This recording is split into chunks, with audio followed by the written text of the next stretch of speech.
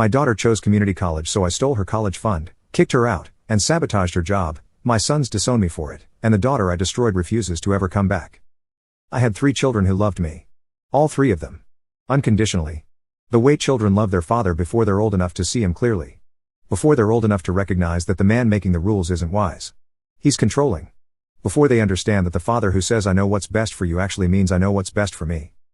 I have 0 children who speak to me now. 0. My 2 sons blocked my number. My daughter changed hers. My ex-wife sends communication through a lawyer. My own mother told me I should be ashamed. My sister won't return my calls. I am 54 years old, sitting in a 3-bedroom house with empty rooms and a refrigerator I don't bother filling because cooking for one person isn't cooking. It's just standing in a kitchen remembering when the kitchen was full. My name is Victor. And I destroyed my daughter because she chose community college. I need to say that again because even now, 18 months later, even after therapy and self-reflection and every person I love telling me the same thing, I still have moments where my brain tries to justify it. She chose community college. And I responded by stealing her college fund. Kicking her out of my house at 18 with nowhere to go. Calling her employer and getting her fired. And then sitting back and expecting her to crawl back and admit I was right. She didn't crawl back. She walked forward. Without me. And my sons watched what I did to their sister and decided they didn't want a father who does that. Let me start where it actually starts. Not with the community college decision. With who I am. Because who I am is the engine that drove every choice I made and every person I lost. I grew up poor. Real poor. Food bank poor. Lights getting shut off poor. Wearing my older cousin's shoes to school and lying about where I got them poor. My father worked 2 jobs and still couldn't keep us above the line. My mother worked nights at a factory and slept during the day, and I raised myself from about age 10 because both my parents were too tired to parent by the time they got home. I swore I'd be different. I swore my kids would never know that feeling. The embarrassment of poverty. The shame of not enough. I built myself from nothing. Community college. Then state university. Then an MBA. Then a career in corporate finance that took me from $38,000 a year to $210,000 by the time I was 45. I climbed. Scratched. Fought for every rung. And when I got to the top I looked down and thought, my children will never start where I started. My children will start where I finished. That was the plan. That was the obsession. My kids would have what I didn't. The best schools. The best opportunities. The best launching pad. I started college funds for all 3 of them before they could walk. $500 a month per child. For 18 years. Do the math. That's $108,000 per child before interest. With market returns over 18 years, each fund was worth approximately $165,000 by the time they turned 18. $500,000. Across 3 accounts. Earmarked for 3 futures I had already designed in my head before my children were old enough to have opinions about their own lives.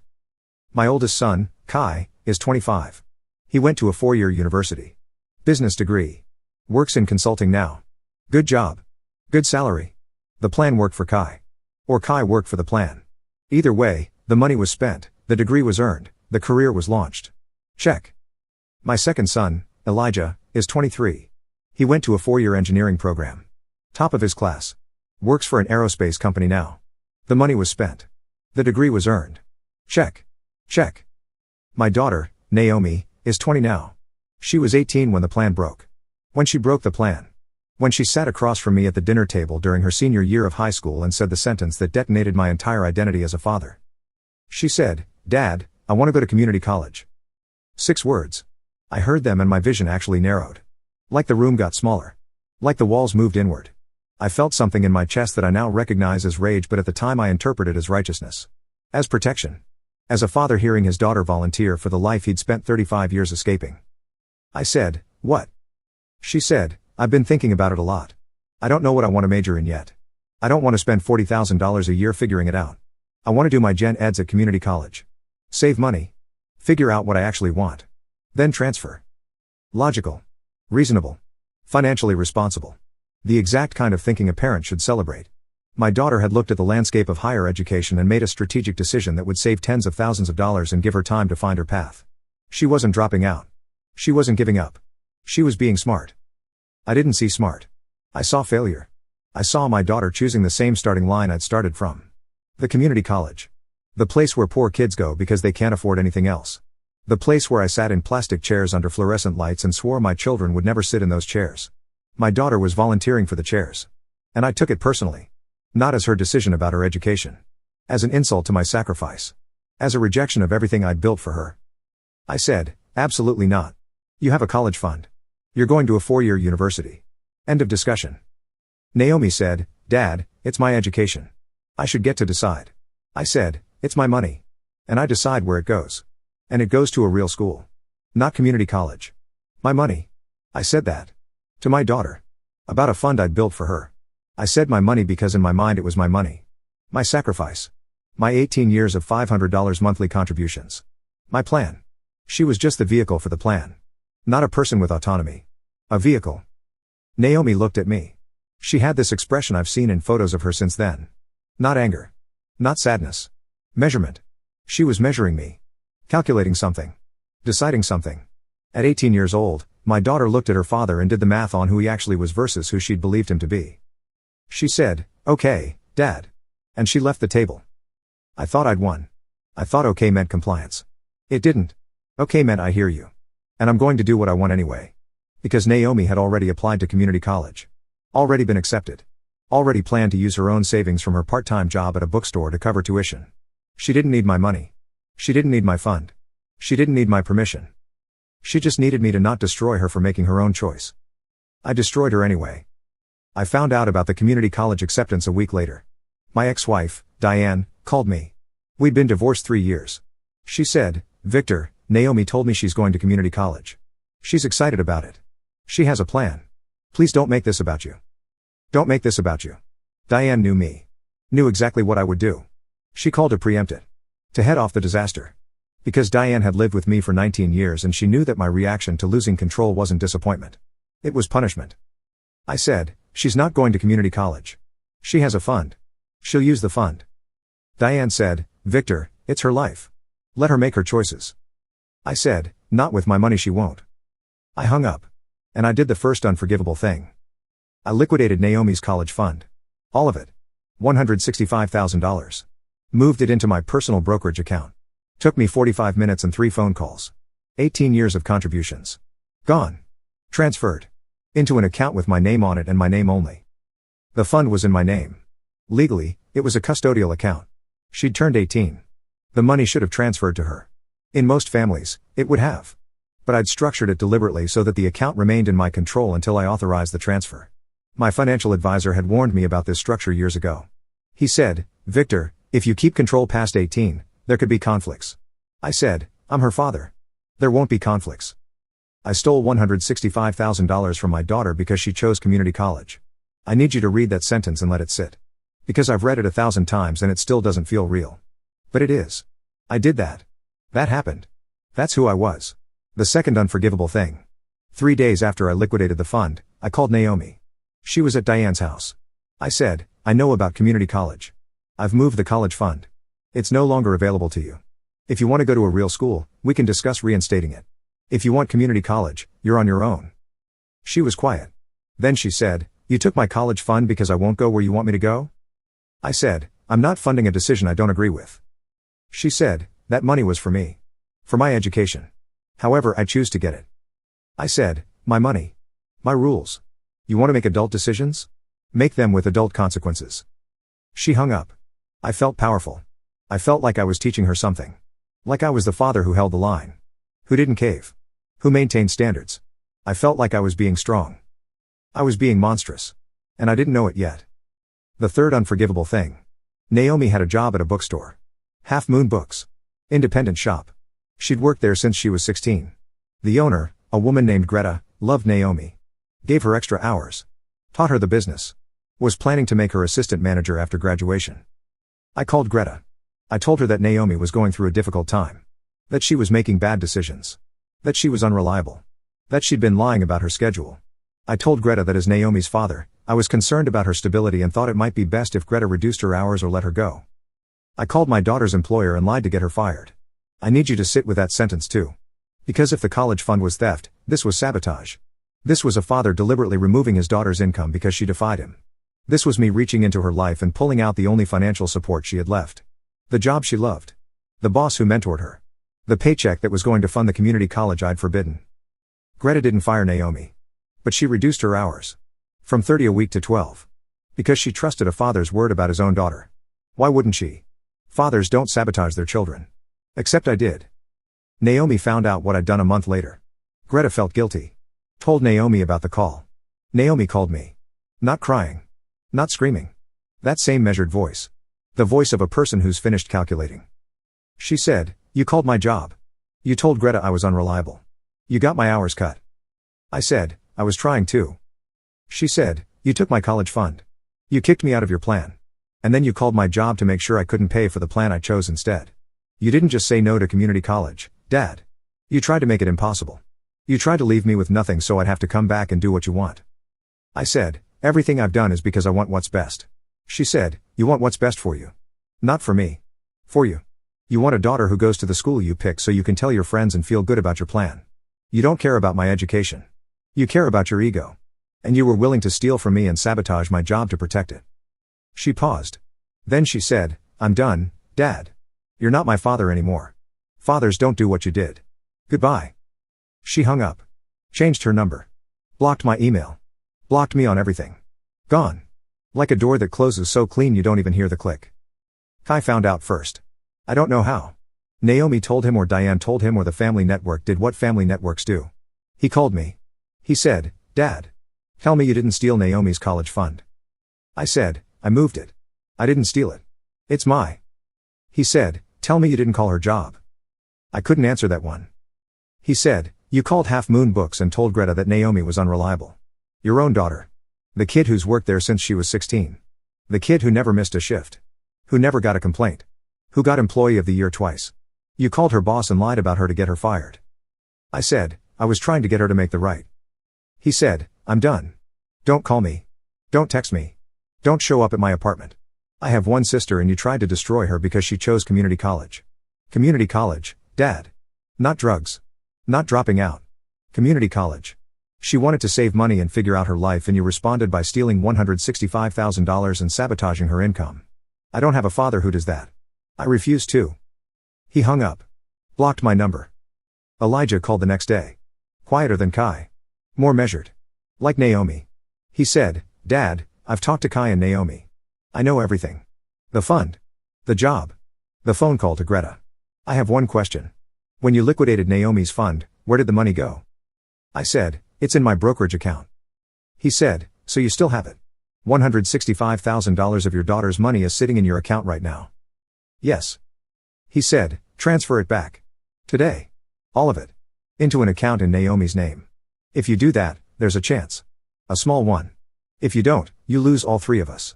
Permanently." I said, "She needs to understand that." He said, "Transfer it or lose us. Those are the only two options, Dad. There is no speech. There is no lesson. There is no version of this where you explain your way back into this family. Transfer the money. That's it." I didn't transfer it. Not that day. Not because I wanted to keep it. Because transferring it meant admitting I was wrong. And admitting I was wrong meant my entire philosophy of parenting, the control, the planning, the my money my rules, was wrong. And if that was wrong, then everything I'd built was wrong. And I wasn't ready to be wrong about everything. So I chose $165,000 over my 3 children. I chose being right over being a father. And by the time I finally transferred the money, 6 weeks later, it was too late. Naomi's lawyer received it. She accepted the money without comment. And the door stayed closed. 6 weeks.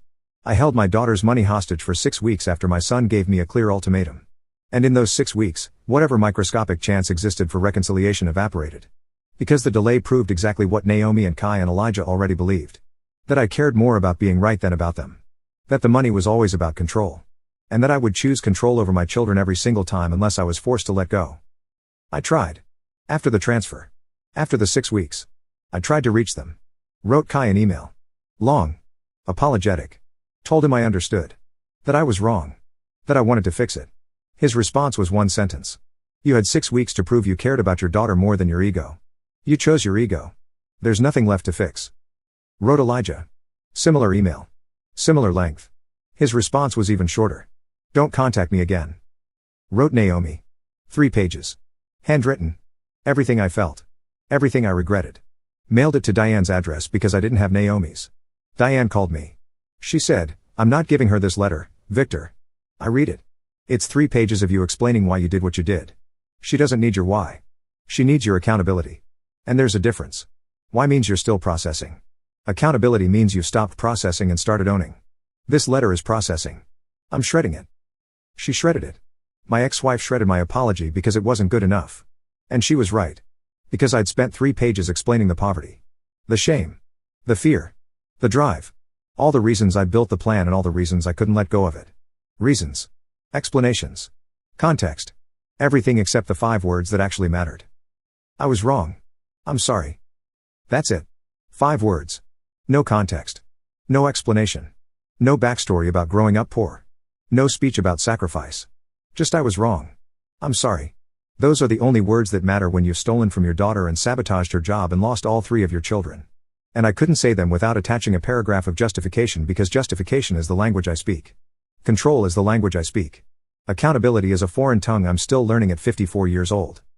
Diane called me after all 3 kids went no contact. She said, I warned you. I called you before this started and told you not to make it about you. You made it about you. And now you've lost them. All of them. Are you proud of your standards, Victor? Are you proud of the line you held? I didn't answer. Because the answer was the thing I couldn't say out loud yet. Yes. Part of me was still proud. Part of me still believed I was right. Part of me still thought Naomi should have gone to a 4-year school and this whole thing could have been avoided if she'd just listened. That part of me is smaller now. But it existed then. And its existence is proof of how deep the sickness went. My mother. My own mother. She called me. She's 78. She said, Victor, your daughter wanted to go to community college. The same community college you went to. The one that gave you the start that built everything you have. She wanted to follow your path. And you punished her for it. I hadn't thought about it that way.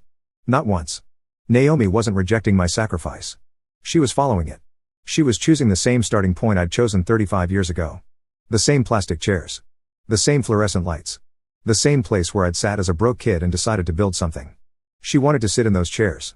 Not because she had to. Because she chose to.